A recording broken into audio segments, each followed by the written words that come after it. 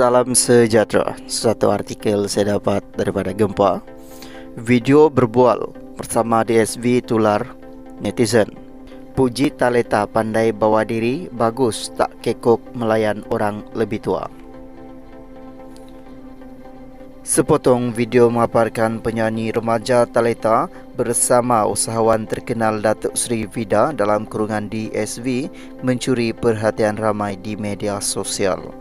Menerusi perkongsian di TikTok, Taleta dilihat berbual santai bersama DSV dalam suasana yang cukup mesra. Apa yang menarik perhatian netizen adalah cara Taleta melayan DSV yang dianggap sopan, tidak kekok dan pandai menyesuaikan diri ketika berinteraksi dengan individu yang lebih berusia. Ruangan komen turut dibanjiri reaksi positif daripada warganet.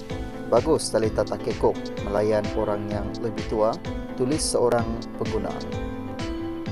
Seorang lagi netizen turut membandingkan sikap Taleta dengan arwah Siti Sarah yang dikenali sebagai seorang yang beramah. Macam Sarah kan, teringat dulu Sarah jenis apa-apa layan saja orang. Baik melayan, komen pengguna lain.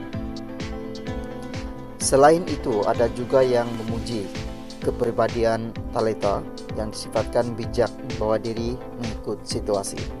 Pandai Taleta sesuaikan diri ikut keadaan, tulis seorang pengguna.